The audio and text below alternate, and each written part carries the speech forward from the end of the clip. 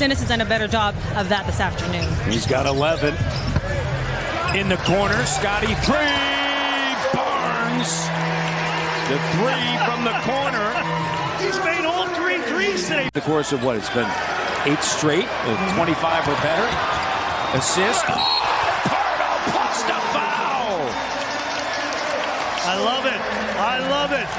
Excellent afternoon for him. Oh, see ya. Spin by Siakam. Here we go.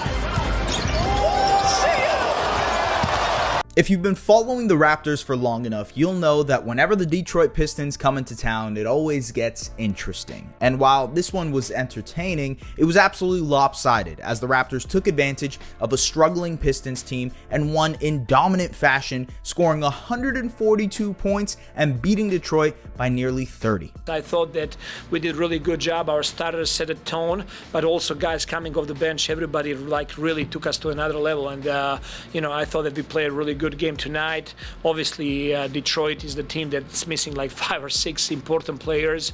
Next time we see that team, it's going to be a completely different team, and we got to be ready for that as well. OG Anunoby returned after a week-long absence due to a cut finger and didn't skip a step. He was the primary defender on Cade Cunningham and ended up hitting his first couple of shots of the game. In fact, the Raptors in general were firing on all cylinders offensively, scoring 69 points in the first half, a season high thus far, and knocking down 40% of their threes through 2 quarters. The Raptors had 3 players in double digits at halftime, including Dennis Schroeder, Precious Achiuwa, and Scottie Barnes, who knocked down his first 3 threes and was dominant throughout. Barnes put up 17 points, 7 rebounds, 9 assists, and was a team high plus 37 on the night as he continues to put up an all-star level campaign this season. It is good, but at the same time, it's a problem because he has so many traits, so many things that he can do on a high level.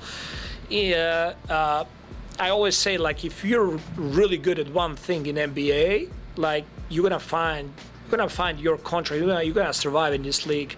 If you're really good in 2 things, like, you're a heck of a player, potentially starter. If you're really good at 3 things, you're all star. If you think you're really good at 4 things, probably you're out of the league and playing in Europe.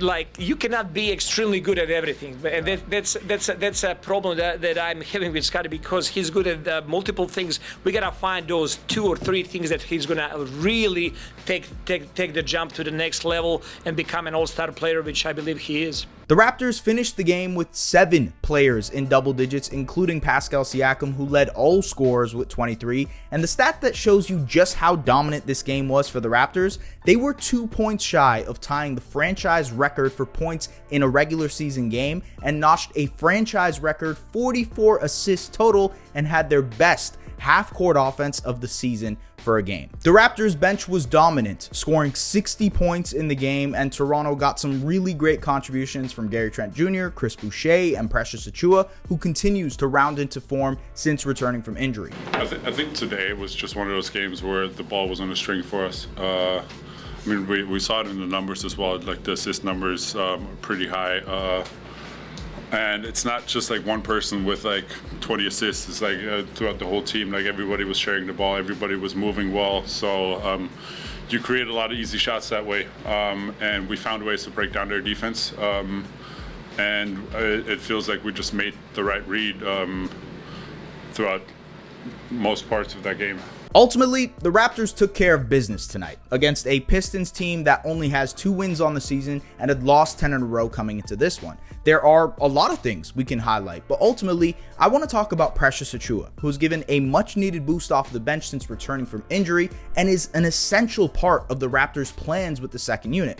So let's dive in to the film room. This was probably Precious Achiuwa's best game of the season, and the more important thing is that since returning from injury, he's put together a stretch of really good games off of the bench for the Raptors, and he is a huge part of their plan moving forward. When you throw in a guy like Precious Achiuwa, who is this switch-heavy big on defense, who can guard multiple positions, who is able to, at his best, knock down shots like he did tonight, then you have a player off of the bench that really completes that bench group with Scottie Barnes. So now you have Scottie Barnes as this all-world creator type, right? This hub unto himself on the bench. And you have guys like Grady Dick, Gary Trent Jr. who can play off of him, Malachi Flynn who can play off of him, and maybe even OG Anunoby if you want to throw him into those bench lineups as well. And Achua sort of completes that unit defensively just because of his ability to switch onto multiple positions, still be this rim protecting big man sort because of his size. And I think tonight we saw that a little bit, both on offense and on defense. When Precious is at his best, he is not overthinking decisions and he is simplifying things for himself. This time, off the catch, right away, 3-point shot in rhythm, he makes it. When he's hitting that type of shot, he is exceptional. And yes, that's going to be a big part of his career moving forward if he can stretch the floor like that consistently. But tonight he did, and the Raptors really, really need him to be that for them. Defensively, I think the more important part is just his ability to switch out onto guards and be comfortable guarding them. So he negates these pick and roll actions. You see here, the Pistons come forward with, I believe, Marvin Bagley as the screener. He switches right out to Marcus Sasser, and the Pistons really don't carve out any sort of advantage here. Despite getting the mismatch in the post, Alec Burks takes a shot. He takes away that advantage just because of the switch. This time, he jumps out to the perimeter against Marvin Bagley. He contains the dribble handoff with Alec Burks, double teams it with OG Anunoby, and again, this is just using his ability to kind of defend around the perimeter in a really, really massive way. And again, back to that decisiveness on offense, it's his ability to catch and go. And because of, Darko Rajakovic's system, if you will, making decisions quicker is going to benefit Precious Achua. Same thing here. He steps into it in rhythm, doesn't think about it, and shoots. Later on, there is a 3-point shot where he second guesses himself, and then he kind of does a pull-up, sidestep type of 3, and he airballs it. The real thing is, if he's able to be consistent with this and be in rhythm consistently when he's jumping into his jump shot, he's going to look a lot better. Back to the defensive end, again, pick and roll, empty side pick and roll, if you will. He switches this action with Cade Cunningham. No advantage created right there. They have to kick it to the opposite side of the floor. And yes, it ends up in a Jaden Ivey 3, but yeah, Precious Achua did his job there by pretty much nullifying the action that the Pistons were trying to run. Great thing is that Precious can put the ball on the floor as well. This time a dribble handoff that leads to a Pascal Siakam 3. Very good work there. He's a really talented off-ball mover and cutter too. This time he receives the back screen, gets into the paint. Again, decisive, right? He knows what he's going to do. He doesn't second guess it. He doesn't overthink what's happening in that possession. Just goes straight up with it. Great cut as well to get to an opening. And this is why his presence as a handoff hub is important. Right now, they're using Precious Achua in the high post, similar to what they use with Jakob Poeltl. If guys are cutting to the rim, he's going to be able to make that pass over the top. But because he's also a very good handoff hub, because of his athleticism, this is what makes it important. So Malachi Flynn comes off of this handoff, and the Pistons are worried about Precious Achua's rolling gravity, or if he's about to fake this handoff. So they aren't willing to fully commit to Malachi Flynn. You see there's a second guess here. Jaden Ivey goes with the roller. Malachi pulls up and hits the 3. Great work by Precious in terms of gravity and being able to, draw a help defender in order to make an open shot for one of his teammates. That's a special area for him as well. These are the little things, so to speak.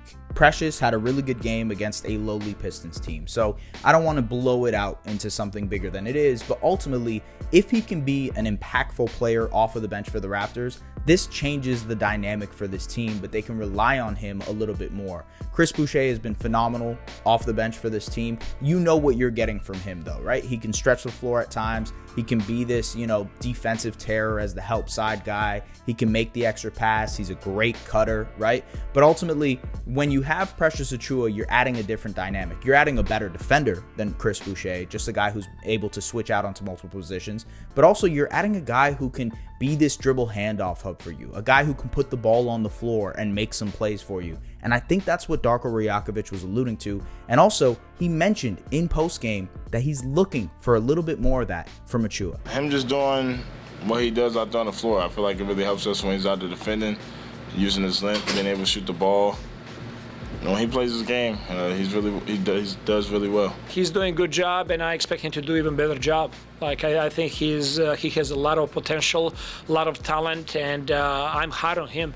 You know, we are talking every single day what I want from him, what this team needs from him, what he's capable of giving us, and I want that to see every single possession he's on the court. I thought he did a great job today. I want even more. It's not about center or power forward. It's like putting him in actions that's going to unlock his skill set, and he did a really good job. Like there's going to be opportunities that he will be playing together with Yak, and that we will keeping him in a high quad or in the corner. That we will expect same thing from him to do.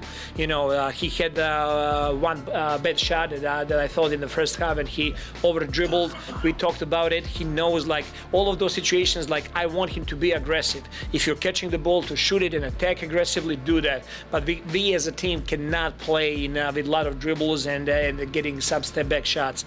That's not who we want to be, and that's not how we want to develop our team. And he did a hell of a job the rest of the game, just being aggressive, living in the paint, connecting with his teammates. That was really, really good game for him. So Precious is really important to this team. I think he will complete that second unit in a major way as this season progresses. If he can continue to harp on that three-point shot, he can add a different dynamic at the center spot for this team. Obviously, Jakob Poeltl isn't a floor-stretching big man, but if they can add that with Achua, with Chris Boucher off of the bench, now you can tweak your lineups and add a little bit of diversity to your lineups, because with Jakob Poeltl, right, him, Siakam, and Barnes, it's a little bit clunky of a fit because of the spacing issues that Jakob provides. But when you throw in Precious, who can knock down some shots, when you throw in Boucher, who can knock down some shots, now it expands, right? The geometry of the floor changes for you, and Barnes and Pascal Siakam can take advantage of that situation. So it's just something to watch out for as this progresses, as Achua gets more and more games under his belt post-injury. And I think this is going to be really important for him just to get into rhythm. And that's going to be important for his jump shot too. So we'll see what happens. Look, it's playing basketball again on Tuesday against the Orlando Magic. I'm excited for it. I'm very excited to watch the Magic. They're a very, very fun team. They're kind of similar to the Raptors in the sense that they have some clunky spacing, three-point shooting issues, but it should be a fun one. They are always a hard team to play for the Raptors, and we'll see what happens. So ladies and gentlemen, thank you for watching this recap. If you want to, come check out the Objective Basketball Podcast. It's where me and Lauren Gunn, we talk about the NBA more generally, and we will see you guys later. Take care.